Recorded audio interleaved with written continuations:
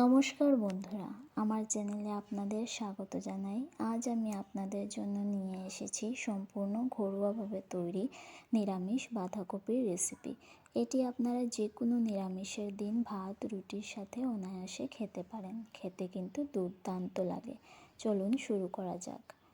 রেসিপিটি তৈরি করার জন্য আমি এখানে একটি মাঝারি সাইজের বাঁধাকপি মিহি করে কেটে ভালোভাবে ধুয়ে জল ঝরিয়ে রেখে দিয়েছি। এবার চুলোতে কড়াই বসিয়ে কড়াই খানিকটা গরম হয়ে গেলে এর মধ্যে অল্প পরিমাণে তেল দিয়ে দেব। তেল খানিকটা গরম হয়ে গেলে আগে থেকে কেটে রাখা আলুগুলো একে একে এর মধ্যে দিয়ে দেব।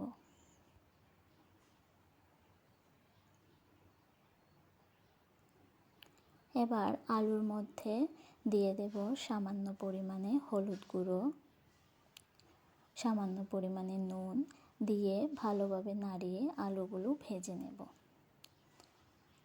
দেখতে পাচ্ছেন আলুগুলো ভাজা হয়ে গেছে। এবার এগুলি নামিয়ে আবারও চুলোতে কড়াই বসিয়ে খানিকটা তেল দিয়ে দেব। তেল খানিকটা গরম হয়ে গেলে তেলের মধ্যে একে একে দিয়ে দেব দুটো শুকনো লঙ্কা, দুটো তেজপাতা আর দিয়ে দেব সামান্য পরিমাণে পাঁচফোড়ন। দিয়ে ভালোভাবে নাড়িয়ে আগে থেকে কেটে রাখা বাঁধাকপিগুলো এর মধ্যে দিয়ে দেব।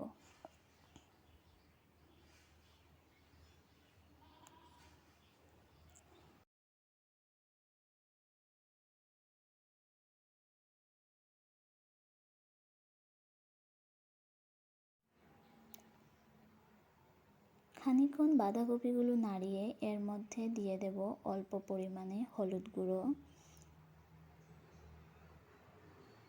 জিরে গুঁড়ো,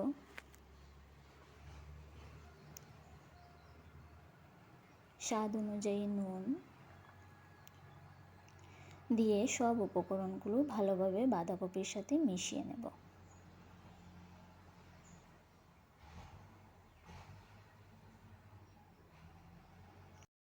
এখন বাঁধাকপিগুলোর মধ্যে আগে থেকে থেতো করে রাখা আদা দিয়ে দেব। সাথে দিয়ে দেব কয়েকটি কাঁচা লঙ্কা দিয়ে ভালোভাবে নাড়িয়ে নেব। সব মিশে গেলে আগে থেকে ভেজে রাখা আলুগুলো এর মধ্যে একে একে দিয়ে দেব।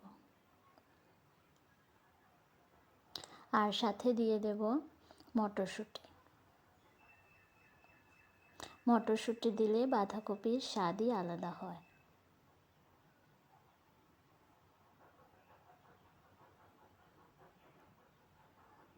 এবার এগুলি ভালোভাবে মিশিয়ে নেব।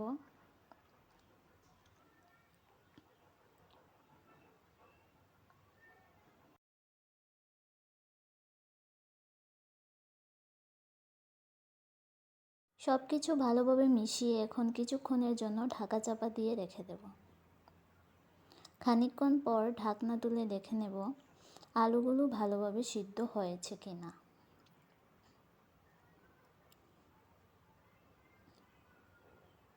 দেখুন বন্ধুরা, আলুগুলো সিদ্ধ হয়ে গেছে। দেখতেই পাচ্ছেন আমার রেসিপিটি প্রায় তৈরি হয়ে গেছে।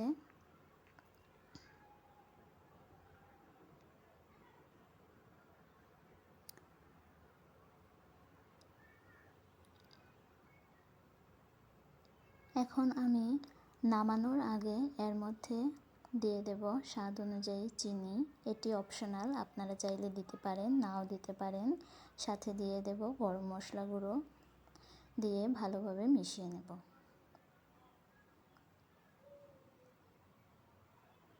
এবার 1 চামচ পরিমাণ ঘি দিয়ে দেব।